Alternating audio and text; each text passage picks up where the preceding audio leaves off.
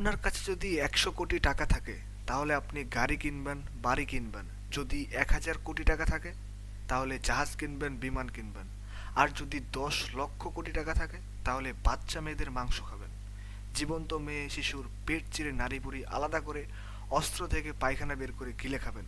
আমি কোনো কল্পকাহিনী বলছি না, এমনটা সত্যিই ঘটেছে। পশ্চিমা বিলিয়নিয়াররা এত বছর এসব করে এসেছে। গতকাল এপস্টেন ফাইল ফাঁস হয়েছে, সেখানে হাজার হাজার ভিডিও এবং 30 লক্ষ পৃষ্ঠার এসব গোপন নথিপত্রের প্রমাণ রয়েছে। এই পাশবিক এই জঘন্য কাজগুলো কোনো চুপিসারি হতো না, বরং আনুষ্ঠানিকতার মাধ্যমে জমজমাটভাবেই হতো। ইসরায়েলি গোয়েন্দা জেফ্রি অ্যাপস্টেন এবং তার ওয়াইফ মিলে ফ্লোরিডার গোপন একটা দ্বীপে এই পাশবিক আয়োজনটা করত। এমনকি ওরা এই অনুষ্ঠানের নাম দিয়েছিল ক্যালেন্ডার গার্ল। এই অনুষ্ঠানের নামি দামি রাজনীতিবিদ থেকে শুরু করে গায়ক, বিজ্ঞানী, সব রকমের মানুষজন থাকতো। বিল গেটস, ডোনাল্ড ট্রাম্প, ট্রাম্পের ছেলেমেয়ে, প্রেসিডেন্ট বিল ক্লিন্টন, বব সাপি সহ আরও অনেকেই ছিল। এপস্টাইন তার বইয়ের কাজ ছিল বিভিন্ন দেশ থেকে বাচ্চা মেয়েদের পাচার করে এই দ্বীপে নিয়ে আসা, তারপর তুলে দেওয়া হতো অনুষ্ঠানের পাশবিক এই অতিথিদের হাতে। ট্রাম্প সহ বাকিরা প্রথমে মেয়েদের যৌনাঙ্গে আঙ্গুল দিয়ে ধর্ষণের জন্য প্রস্তুত করত। কোন বাচ্চার যৌনাঙ্গ কতটা টাইট এসব দেখে রেটিং দিত। তারপর অতিথিদের মতো পছন্দ মতো বাচ্চাদের পাঠিয়ে দেওয়া হতো তাদের রুমে। সেখানেই দিনরাত চলত ধর্ষণ এবং পাশবিক নির্যাতন। মেয়ে বাচ্চাগুলোকে বাধ্য করা হতো অরাল সেক্স করতে। বেশিরভাগ ক্ষেত্রে তাদের টার্গেট থাকতো বাচ্চাগুলোকে প্রেগনেন্ট করা। প্রেগনেন্ট করে ওরা ক্ষান্ত থাকতো না, পরে সেই প্রেগনেন্ট বাচ্চা মেয়েদের অ্যাবর্শন করে ভ্রূণ বের করে স্যুপ বানিয়ে খেত।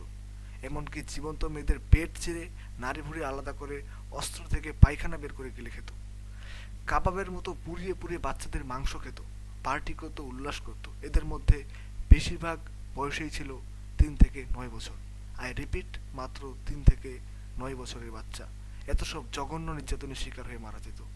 এইসব জঘন্য অপকর্মের ব্যাপারে বহুবার বহুজন মানুষ মুখ খুলতে চেয়েছিল, কিন্তু কোনো লাভ হয়নি। 2009 সালেই একটা পার্টিতে গ্ল্যারিরো রিকো নামের এক মেয়ে চিৎকার করে বলে, আমি দেখেছি ওরা মানুষের মাংস খেয়েছে। এরপর ওই মেয়েকে আর কোথাও দেখা যায়নি, তাকে স্রেফ গায়েব করে দেওয়া হয়েছিল। ব্রাউন নামের এক সাংবাদিকও এসব বিষয়ে অনুসন্ধান করতে চেয়েছিল, পরে তাকে জেলে ভরা হয় এবং 2019 সালে আশ্চর্যজনকভাবে জেলেই তার মৃত্যু হয়। মূলত তাকেও মেরে ফেলা হয়েছিল। এপস্টেন নামক লোকটা এসব বাচ্চা মেয়েদেরকে সাপ্লাই দিত এবং জঘন্য কাজে সাহায্য করত, যাতে পরবর্তীতে বিভিন্ন রাজনীতিবিদের ব্ল্যাকমেইল করতে পারে এবং গোয়েন্দা বাহিনীদের স্বার্থ হাসিল করতে পারে। ক্ষমতা ও স্বার্থের লোভে তাদের বাহিনীগুলো এত বছর ধরে এসব নোংরা কাজগুলো করে আসছিল। বিল গেটস পর্যন্ত এসবের সাথে ওতপ্রোতভাবে জড়িত ছিল। রাশিয়ান এক মেয়ের সাথে যৌন সম্পর্ক করে এসটিডি রোগে আক্রান্ত হয়েছিল, সেজন্য তার ওয়াইফকেও রেগুলার ভ্যাকসিন নিতে হতো।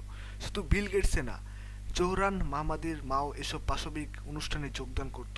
ভারতের প্রধানমন্ত্রী নরেন্দ্র মোদীর নামও পাওয়া গেছে এই ফাইলে। শুধু তাই না, নারী পাচারকারী চক্রের সাথে জড়িত আমেরিকার রাজনীতিবিদদের ক্যাম্পেইনে অনুদানও দিয়েছিলেন বিএনপির নেতা আব্দুল আউয়াল মিন্টু।